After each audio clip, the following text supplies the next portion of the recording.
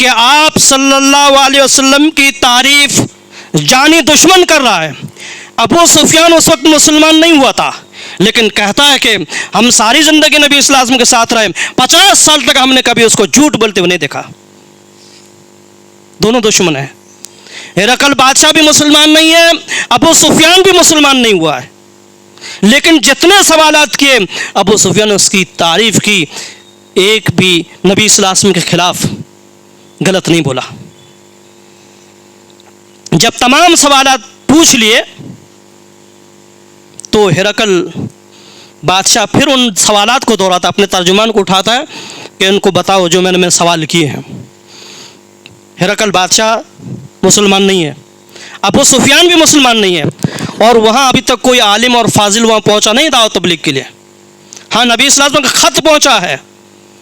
کہنے کا مطلب یہ ہے کہ دین اور ایمان کی روشنی ہوتی ہے، جو اسلام کی روشنی ہوتی ہے وہ کسی کی محتاج نہیں ہے. کہیں پر بھی اللہ رب العالمین نے اس کو پھوٹ پڑتی ہے. وہ دین ایک سونا ہے، کسی کی محتاج نہیں ہے. اللہ رب العالمین جہاں چاہے کسی ملک میں ایک مسلمان بھی نہ ہو، وہ ہزاروں لاکھوں مسلمان ہو جائے، کوئی آدمی گیا بھی نہ ہو. تو ہمیں صرف دعوت کا کام کرنا ہے، ہمیں رزلٹ نہیں دیکھنا ہے، رزلٹ اللہ رب العالمین پر چھوڑ دینا ہے. اب ہرقل بادشاہ کو جو ترجمان وہ کہتا ہے کہ سب سے پہلے میں نے سوال کیا کہ جو نبی نبوت کا جو دعویٰ کرتا ہے وہ کس خاندان میں سے ہے؟ تو ابو سفیان تم نے کہا کہ وہ اچھے خاندان میں سے تھے. تو یاد رکھیں نبی اچھے خاندان میں ہی بھیجا جاتا ہے. گویا ہرقل بادشاہ یہ تسلیم کر رہا ہے، آپ کی نبوت کا اقرار کر رہا ہے، آپ کی تعریف کر رہا ہے کہ بے شک نبی اچھے خاندانوں میں بھیجے جاتے ہیں، اور نبی یقیناً وہ اچھے خاندان میں سے ہے. یہ گواہی دے رہا ہے، دشمن گواہی دے رہا ہے، وہاں کوئی مسلمان نہیں ہے. ابو سفیان میں نے تم سے دوسرا سوال کیا تھا کہ اس کے جو ماننے والے ہیں، جو لوگ ایمان لاتے ہیں، وہ کمزور لوگ ایمان لاتے ہیں یا بڑے شرفا لوگ ایمان لاتے ہیں؟ ابو سفیان تم نے کہا کہ کمزور لوگ ایمان لاتے ہیں. یاد رکھیں نبیوں پر ایمان لانے والے کمزور ہی ہوتے ہیں، کمزور لوگ ہی دین کو مضبوط پکڑتے ہیں، دین کا کام کرتے ہیں. یہ جواب کون دے رہا ہے؟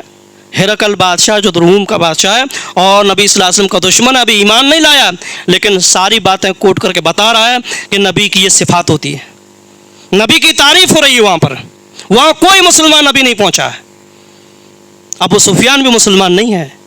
پھر اس کو کہتا ہے کہ میں نے کہا تم سے سوال کیا، ہرقل بادشاہ خود سوالات دور ہے، میں نے تم سے سوال کیا کہ دین پر جو لوگ جڑ جاتے ہیں کیا وہ کبھی بدل بھی جاتے ہیں؟ تم نے کہا کہ نہیں، وہ دین سے کبھی پھرتے نہیں ہیں، وہ دین سے کبھی پھرتے نہیں ہیں. کہا کہ یہی ایمان کی چاشنی ہوتی ہے، یہی ایمان کی حلاوت ہوتی ہے. دنیا کے مار اور ڈنڈے اس کو ایمان سے ہرا نہیں سکتے، ہٹا نہیں سکتے. یہی ایمان کی چاشنی ہوتی ہے. کون کہہ رہا ہے؟ ہرقل بادشاہ کہہ رہا ہے. تو یہ ہے آپ صلی اللہ علیہ وسلم کی دعوت، آپ کی دعوت کا روب اور دبدبا، آپ کی دعوت کا جوش کسی کا محتاج نہیں ہے. دنیا میں ہر جگہ پھیلا ہوا ہے، ہر جگہ آپ کے نام کا چرچا ہے، ہر جگہ آپ کے نام کا چرچا ہے. ایک یہودی مائیکل جہارٹ جس نے کتاب لکھی 100 آدمیوں کو چنا، دنیا کے 100 آدمیوں کو چنا، 100 آدمیوں کو چن کر اس نے پھر رزلٹ نکالا کہ سب سے مہان آدمی کون ہے دنیا میں. وہ عیسائی کہتا ہے کہ 1 نمبر نبی صلی اللہ علیہ وسلم ہے. حالانکہ عیسائی حضرت عیسیٰ کو اپنا رب مانتے ہیں، اپنا رب مانتے ہیں، ہمارا عقیدہ نہیں ہے، اللہ کا بیٹا مانتے ہیں. لیکن وہ بھی دشمن بھی مجبور ہو گیا کہ نبی صلی اللہ علیہ وسلم کو دیا تو نمبر 1 دیا، اپنے رب کو بھول گئے، چھوڑ دیا. میں نے کہا نا شروع میں کہ عظمت کی انتہا اس وقت انتہا کو پہنچ جاتی ہے جب اس کی دشمن بھی تعریف کر دے. لیکن یہود و نصارہ جو ہیں ان کا کام ہے، جو کم عقل ہوتے ہیں، جو ضدی لوگ ہوتے ہیں، جن کو نبی کی دعوت سمجھ میں آتی ہے پھر بھی وہ نہیں مانتے تو ان کے اندر حسد اور بغض ہوتا ہے. اسی لیے وہ دنیا میں فتنے فساد پھیلاتے رہتے ہیں. کبھی فلمیں بناتے ہیں, کبھی کارٹون بناتے ہیں, کبھی کچھ کرتے ہیں. صرف دشمنی یہی ہے کہ یہ چراغ یہ یقیناً سونا اور سچی چیز ہے, دنیا کی کوئی چیز اسے مٹا نہیں سکتی.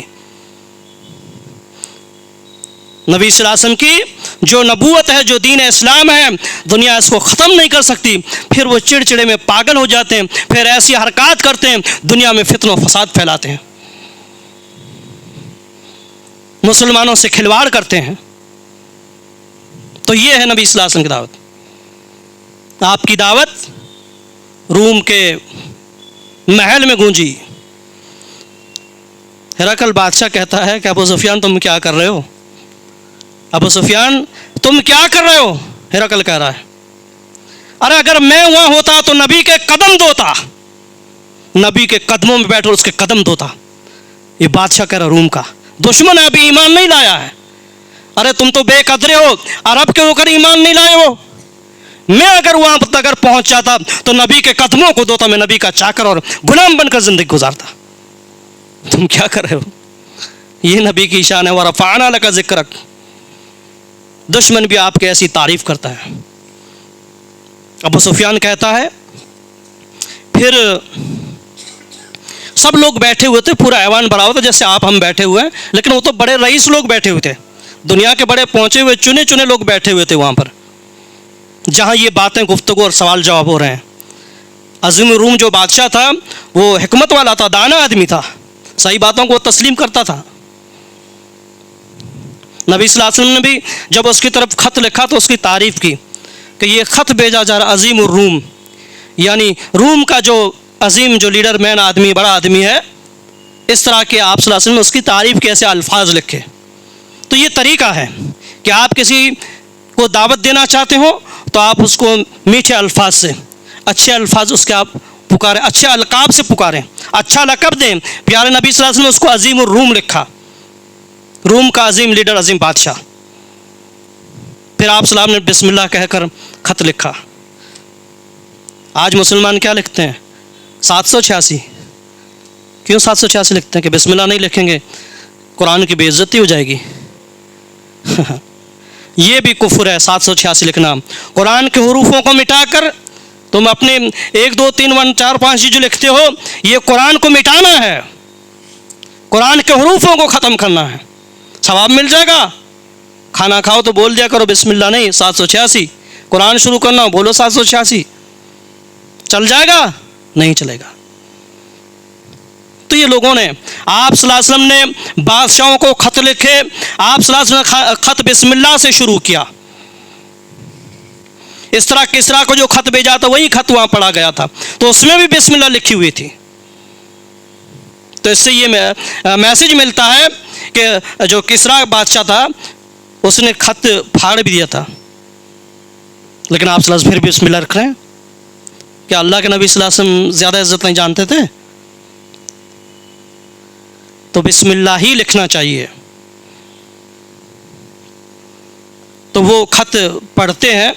جب خط پڑھنے لگے کہ میں اللہ کے نام سے شروع کرتا ہوں بادشاہ روم پر, اور سلامتی اس پر جو اللہ رب العالمین کے ہدایت پر ایمان لاتا ہے, اس پر سلامتی ہو. اس طرح سے سلام کر سکتے ہیں, السلام علیکم ورحمۃ اللہ وبرکاتہ. غیر مسلم کو نہیں کر سکتے. حدیث میں آیا کہ سلامتی ان پر جو ہدایت کی پیروی کرے. اس طرح غیر مسلم کو سلام کر سکتے ہیں. ٹھیک ہے. تو پھر وہ خط پڑھا گیا کہ بادشاہ یاد رکھ, تو ملک کا بڑا بادشاہ ہے, میں تمہیں دین کی طرف دعوت دیتا ہوں. اگر تو ایمان لاتا ہے تو تجھے ڈبل اجر ملے گا, دگنا ثواب ملے گا. ایک تو ایمان لایا, دوسری تیری رعایا ایمان لائے گی. بادشاہ نے خط پڑھا, پگھل گیا, بھائی مجھے ایمان لانا پڑے گا. لیکن جب آپ نے یہ خط پڑھا تو وہاں کے جو لوگ بدماش لوگ جو بیٹھے ہوئے تھے, جو حاسد لوگ تھے, وہ سب شور مچانے لگے. آج بھی یہی حالت ہے. آج بھی جب آپ دیکھ لو قرآن حدیث کی بات ہوتی ہے لوگ شور مچاتے ہیں, سیٹیاں بجاتے ہیں, پتھر پھینکتے ہیں, پروگرام کو ناکام کرنے کی کوشش کرتے ہیں, پولیس میں رپورٹیں کرتے ہیں, ہر طرح سے بدمعاشی کرتے ہیں, نام کے مسلمان ہیں. جو قرآن حدیث سے ہٹے ہوئے ہیں ان کو چڑھن ہے قرآن حدیث سے. یہ دین کی روشنی ہے, یہ اللہ رب العالمین کا جلایا ہوا چراغ ہے, یہ بجھ نہیں سکتا, دنیا کی کوئی طاقت اسے ختم نہیں کر سکتی. یہ اللہ کا, یہ قرآن جو ہے یہ اللہ کا نور, اللہ کی روشنی ہے. اس سے آدمی دنیا اور آخرت میں کامیاب ہو سکتا ہے. تو ابو سفیان کہتا ہے کہ جب شور مچا تو بادشاہ نے مجھے وہاں سے نکال دیا کہ آپ چلے جاؤ یہاں سے. چلے گئے. پھر دروازہ بند کر دیا روم کے بادشاہ نے. دروازہ بند کر کے پھر سب کو کہا کہ تم کامیابی چاہتے ہو, ہدایت چاہتے ہو, کامیابی اگر چاہتے ہو تو آؤ اس نبی کی ہم بیعت کریں جس کا یہ خط ہے ہمارے پاس. حدیث میں آیا ہے کہ جس طرح جنگلی گدھے بھاگتے ہیں سب اس طرح بھاگنے لگے بادشاہ کی بات سن کر. انہوں نے بات کو پسند نہیں کیا, سب بھاگنے لگے. دیکھا دروازے بند ہے, بادشاہ پھر بدل گیا. کہا کہ دیکھیے میں تو مذاق کر رہا تھا, میں ایمان لانا نہیں چاہتا ہوں, میں تو مذاق کر رہا تھا اور تم لوگ واپس آ جاؤ, میں تمہیں آزما رہا تھا کہ تم کتنے مضبوط ہو. تو دیکھیے یہ دین کی دعوت ہے. اللہ رب العالمین جہاں چاہے اپنی روشنی پھیلا دے. اللہ رب العالمین سے دعا ہے کہ اللہ تعالی ہم سب کو اس دین کو استقامت کے ساتھ, مضبوط کے ساتھ اس پر عمل کرنے کی, اس دعوت کو آگے بڑھانے کی اللہ تعالی ہمیں ہمت دے. آمین. وآخر دعوانا الحمدللہ رب العالمین.